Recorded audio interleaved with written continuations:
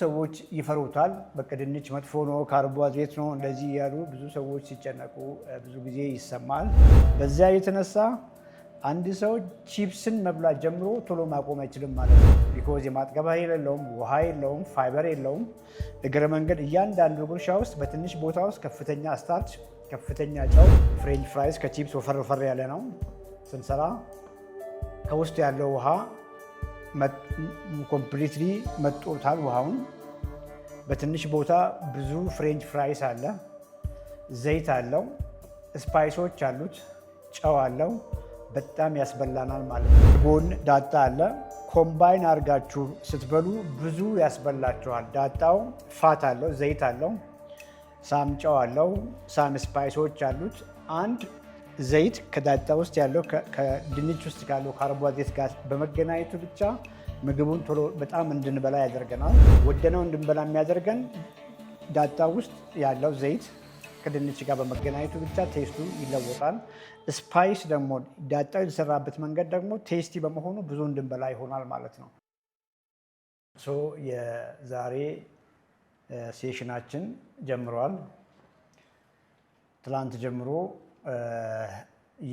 የአመጋገባችን ስርዓት ምን ይመስላል፣ እንዴት አድርገን ሆል የሆኑ ተፈጥሯዊ ይዘታቸውን ያለቀቁ ምግቦችን በነፃነት የፈለግነውን ያክል እንኳን ብንበላ ምንም አይነት የጤና እሹ የመፋፋት እሹ የማያመጡብንን ምግቦች እንዴት አድርገን እዚያው ቤታችን ውስጥ ኩሽናችን ውስጥ እንዴት አድርገን ወደ ኢነርጂ ቦምብ እንዴት አድርገን ከፍ ያለ ኃይል ሰጪ ምግቦች እንዲሆኑ እንዴት እያደረግን እንደሆነ ያወራ ነው። ምሳሌ የተጠቀምነው ምስር ነው። ምስር ከፕላንት ፕሮቲኖች ውስጥ ቤስት ከምንላቸው ውስጥ ነው።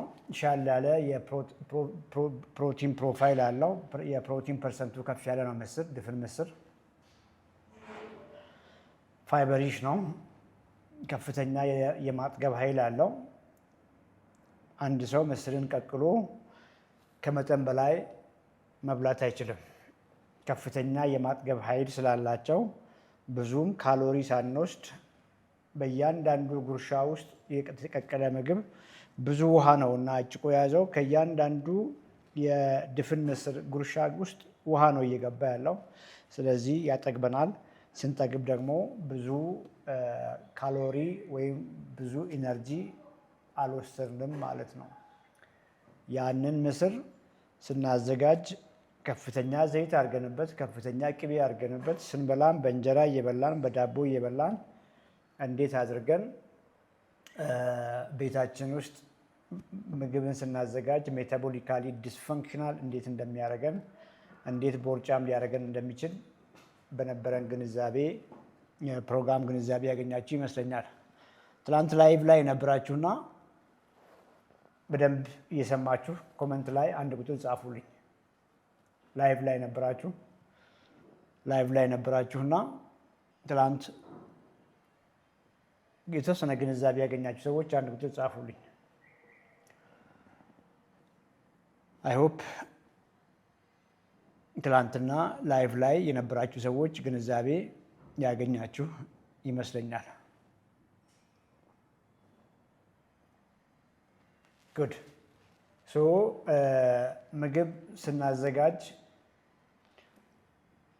ብዙም ከተፈጥሯዊ ይዘታቸው ሳይለቁ እንጆይ ብናደርጋቸው ቆንጆ ነው። ከተፈጥሯዊ ይዘታቸው ብዙም ሳይለቁ ምን ማለት ነው? በተፈጥሯዊ መንገድ የበቀለን አትክልት ቤታችን ስናዘጋጅ ብዙ ቅባት ስንጨምር፣ ብዙ ቅቤ ስንጨምር ቴስቱ ደስ ይለናል፣ ብዙ ያስበላናል። በዛው ልክ ደግሞ ከፍተኛ ኃይል ሰጪ ስለምናደርገው ጎመንን አምጥተን ስፓይስ አድርገን ዘይት ሳናበዛ ብንመገብ ፋይን ነው። በተለይ ከጎን ኳሊቲ ፕሮቲኖችን አድርገን ያንን ጎመን ግን ጎመን ነው ምንም ችግር የለውም ብለን ስናዘጋጅ ብዙ ዘይት አድርገን ቅቤ አድርገንበት ስንበላ ኮምፕሊትሊ ወደ ኢነርጂ ቦምብ ይቀየራል። ምን ማለት ነው? ጎመን ፋት ሲኖረው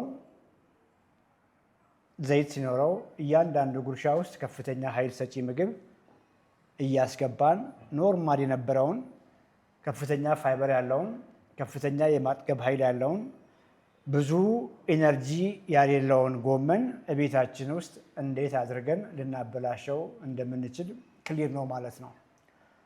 ዛሬ ደግሞ ትንሽ ስለ ድንች እናውራ። ኦኬ፣ ድንች ብዙ ሰዎች ይፈሩታል። በቃ ድንች መጥፎ ነው፣ ካርቦሃይድሬት ነው እንደዚህ ያሉ ብዙ ሰዎች ሲጨነቁ ብዙ ጊዜ ይሰማል። እንደሱ ግን አይደለም። ድንችን ቀቅለነው ፕሪፈረብሊ ከነልጣጩ ቀቅለነው አቀዝቅዘነው ለምሳሌ ፍሪጅ ውስጥ አድሮ ብንበላ ድንችም ስኳር ድንችም ያን ያክል ከፍተኛ ኢነርጂ ዴንሲቲ የላቸው ወይም ደግሞ ከፍተኛ የሆነ ኃይል ሰጪ ምግቦች አይደሉም። ምክንያቱም ድንች በተፈጥሮ ያ ሁሉ የድንች ክብደት በሚባል ደረጃ ውሃ ነው የያዘው። ከመሬት ውሃ መጥቶ ነው የያዘው። ስንቀቅለውም ብዙ ውሃ ነው የሚወስደው። እያንዳንዱን የተቀቀለ ድንች በምንጎርስበት ጊዜ እያንዳንዱ ጉርሻ ብዙ ውሃ ይዞ ነው የሚገባው ማለት ነው። ድንችን ፍራይ አድርገን ፍሬንች ፍራይስ ከታትፈን ስፓይስ አድርገንበት ዘይት አድርገን ፍራይ አድርገን ፍሬንች ፍራይስ ስንሰራ ፍሬንች ፍራይስ ከቺፕስ ወፈር ወፈር ያለ ነው ስንሰራ ከውስጥ ያለው ውሃ ኮምፕሊትሊ መጦታል። ውሃውን በትንሽ ቦታ ብዙ ፍሬንች ፍራይስ አለ፣ ዘይት አለው፣ ስፓይሶች አሉት፣ ጨው አለው። በጣም ያስበላናል ማለት ነው። ምክንያቱም ሆዳችንን ያዝ አያደርግም፣ ከውስጡ ውሃ የለም። አዘ ሴም ታይም ደግሞ ያ ፕሪፓሬሽኑ ድንች ካርቦሃይድሬት ነው፣ ሲደመር ፋት አለው፣ ሲደመር ጨው አለው። ብዙ ወደነው እንድንበላ ይሆናል ማለት ነው። ድንች ፍሬንች ፍራይስ ላይ አለ ብያችኋለሁ። ከፍሬንች ፍራይስ ደግሞ ወደ ቺፕስ እናወርደው። ወደ ቺፕስ ስናወርደው ደግሞ በጣም ፍራይ አድርገነው ሲቆረጥም ስላይሱ በጣም ቀጭን ቀጭን ነው። ቦታ አይዝም፣ ሆዳችንን ያዝ አያደርገንም።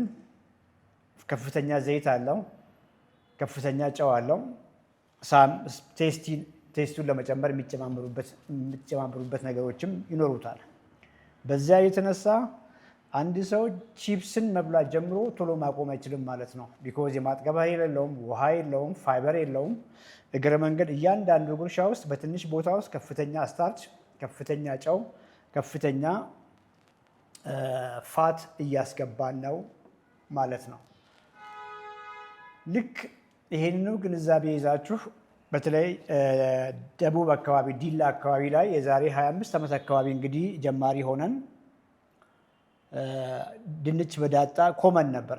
አሁን ትላልቅ ከተሞች ውስጥ አዲስ አበባ ውስጥ የተለመደ ነው እና ድንች ተቀቅሏል። የተቀቀለበት መንገድ ብዙም ችግር የለውም። ከጎን ዳጣ አለ። ኮምባይን አድርጋችሁ ስትበሉ ብዙ ያስበላችኋል። ዳጣው ፋት አለው፣ ዘይት አለው፣ ሳም ጨው አለው፣ ሳም ስፓይሶች አሉት። አንድ ዘይት ከዳጣ ውስጥ ያለው ከድንች ውስጥ ካለው ካርቦሃይድሬት ጋር በመገናኘቱ ብቻ ምግቡን ቶሎ በጣም እንድንበላ ያደርገናል፣ ብዙ እንድንበላ ያደርገናል። ሁለተኛ ነገር ደግሞ